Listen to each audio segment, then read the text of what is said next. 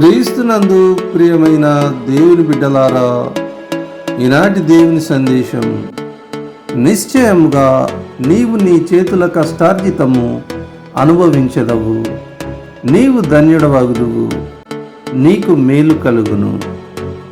కీర్తనల గ్రంథం 128వ అధ్యాయము 2వ వచనము.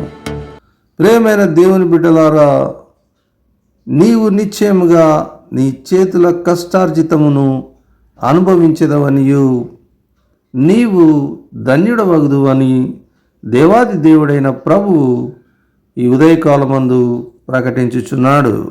దేవుని దీవెనలు నిత్యము మనపై నిలుచునుగాక.